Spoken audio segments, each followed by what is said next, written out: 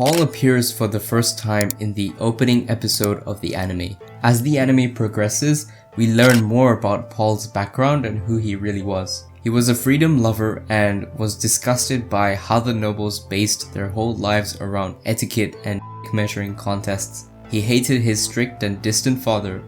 All of this pressure built up and caused Paul to run away from home when he was around 12 years old, and has never looked back to regret his decision. As a father, Paul cares deeply for Rudius and guides his son as best as he can in his own way, and their relationship is an important part of the story. Sure, he messes up, but it takes a brave person to admit their mistake, learn from it, and move forward without burning a bridge. This happened on 2 occasions. In the beginning of the anime, where Rudius saves Sophie from bullies, Paul is told by a parent of one of the bullies that Rudius was in fact bullying them. Paul, without hearing Rudius' side of the story, got angry and eventually slapped him. Rudius corrects him by telling him that's not what happened, and he should have listened to his son first. Paul was embarrassed, realizing that Rudius was right, and amends the situation on the spot. The second time we see this is in the Millie's continent capital, where Paul gets angry at Rudius for having fun in the demon continent for 2 years instead of searching for the rest of their family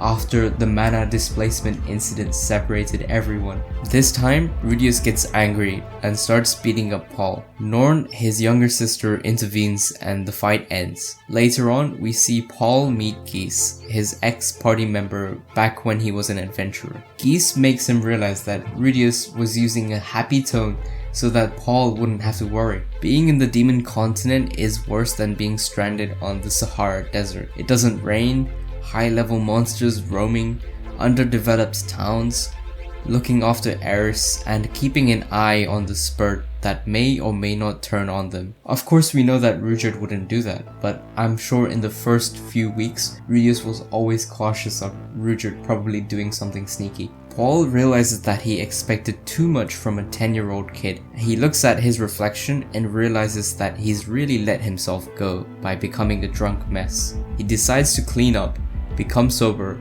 and make a positive change in his life. The next day, he goes to meet Rudius to apologize and fix their relationship. Even Rudius, who was a 30-year-old man in his previous life, acknowledged Paul for doing this. Another YouTuber called Elite Ari made a damn good video about this. He goes into so much more depth about Paul and Rudius' first and second arguments and the contrast between them. We don't see Paul too much in the story, so then how was Rifujin, Mushoku Tensei's author, packed so much character development into him? It's honestly amazing. Paul and Rudius' interactions show us the loving bond between them and how this presence shapes Rudius' development throughout the story. They bond over perverted things, which was also quite hilarious. He tells his 6-year-old son that noble girls are not very good. They have a thick layer of makeup and reek of perfume. If you do bed one, you'll see that they're quite fat because they don't exercise. Did I mention that he was telling this to his 6-year-old son? Well, now let's talk about power.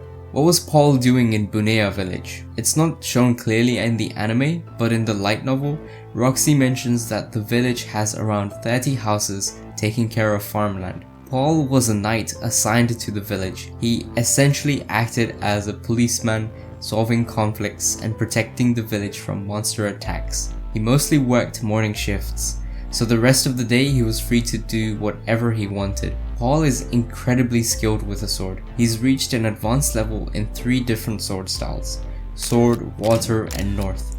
This is a rare achievement since most people excel in just 1 or 2 styles, so Paul's dedication and talent really set him apart from others in the story. In Light Novel 1, Rudius mentions that reaching advanced rank in a sword style would take 10 years of training and would be the equivalent of a 4th Dan black belt in our world. Whenever he would get the chance, he took Rudius with him on monster hunting jobs around the border of the village. On one such occasion, there were 3 assault dogs and a Terminator boar. I am not making the names up. Paul beheaded them all in one stroke. Rudius mentions that not only is he strong, but his fighting style is beautiful, which could be one of the reasons why he attracts so many women.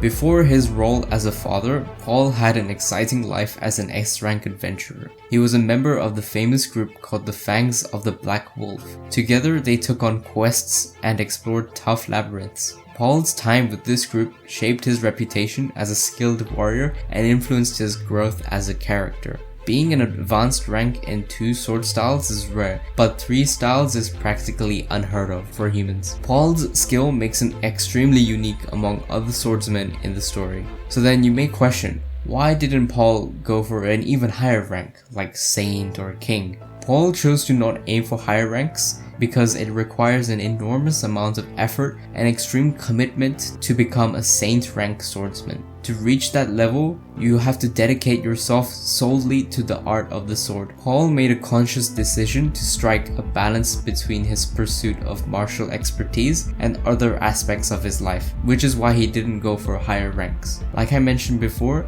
he's a freedom lover. Back when he was younger, he would skip training to mess around with girls, which helps to show how much of a genius he is in swordplay. And to be honest, using 3 different sword styles makes him higher than advanced, probably a Saint rank in my opinion. Some people might say that being an advanced rank is nothing and that he should have gone higher. My friend, advanced rank is enough to qualify you as an assassin, like we saw in the OVA episode, or an S rank adventurer, or a high-ranking guard for nobility. In terms of money and luxury, that would be the top of the world for a common man, like how we say 100k salary is more than enough to live a good life in our world as well. People dismissing Paul's skills. I often notice that many people underestimate his abilities, but the truth is that his level of expertise is incredibly rare. People may think that he's weak, because we've seen far stronger characters like Orsted, Ruijerd, Ghislaine, etc. But in the whole world of Mushoku Tensei, Paul would definitely be in the top 100 strongest humans. That is a big achievement, and I can't let people shit on that. To give things a bit more perspective, we're introduced to Soldat, an S-rank swordsman. Let's compare him and Paul. Soldat excels at the Sword God style at an advanced level, and the Water God style at an intermediate level. Soldat also holds the position of leader in a prominent party called Stepped Leader. Yes, that's the name. Which is part of a larger organization known as Thunderbolt. Yes, that's the name. Spread across the central continent. This period in his life is likely considered the peak of his adventurous career, because there doesn't exist a higher level beyond S rank. And after being an adventurer and surviving, because it's not uncommon for adventurers to die early, he would have more than enough wealth to last him a long time. That's what Paul and Zenith did. They adventured for years and are definitely in the upper middle class in terms of money. So let's say Paul does face a Saint rank swordsman. Can Paul defeat someone like that? The answer depends on various factors, and I'm going to give you different scenarios to help. One of the factors is, what style does he use? In Mushoku Tensei, the 3 sword styles are like rock, paper, scissors. The Sword God style, which focuses on speed and aggression, is weak against the Water God style that focuses on defense and counters, and likewise it is weak against the North God style that focuses on unconventional tactics to win. Random bullshit go! For example, a North God style user can throw a smoke bomb, use poison arrows. Heck, they don't even have to use swords. A hammer, a scythe, anything goes. So the calm and patient Water God style swordsman would be overwhelmed. The North God style is weak against the Sword God style because it's quite aggressive. Imagine being cut within the first 0.1 seconds of the fight. That's not enough time to pull out your tricks. So back to Paul versus a Saint. Since he has knowledge in all 3 styles, it would give him an edge. But ultimately, the fight can go either way, which is a plus for Paul. The second factor could be distance. Ghislaine the Sword King once said that even a 10-year-old Rudius could defeat her if there was enough distance between them. If Rudius is standing really far from Ghislaine in a flat open field, and it would take her about 10 seconds to reach him at top speed, he may have the opportunity to gather his strength and unleash a powerful attack, potentially securing victory in a single shot, provided that Ghislaine doesn't dodge it.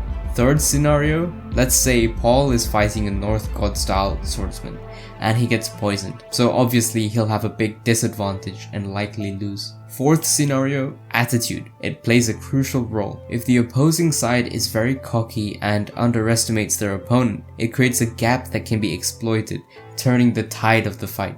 Paul's decisions, skills, and the complexities of combat within the world of the story could all contribute to a captivating narrative, and the fight may be won by either side. In the story, Paul picks up another short sword that has been imbued with the ability Armor Break. This was foreshadowed in volume 1 of the light novel, which is really cool. So Paul is telling Rudius about dungeons. These are places filled with mana. Monsters are attracted to mana, which explains why a dungeon is always full of monsters. But there's also another detail. If there are items in the dungeon, an armor, a knife, a shield, a sword from a dead adventurer or monster, slowly over time, these are imbued with magical energy and become magical items. Although 90% of them have nothing impressive, but the remaining 10% have really special abilities. They'll give the user power without using their own mana. In volume 12, in the Begarit continent, Paul buys this sword with the ability Armor Break. The harder the object is, the sharper the sword becomes, which means it can only be used against strong opponents. The seller of the sword was not aware of its power and thought it was just a dull sword, so Paul got a very expensive rare item for cheap.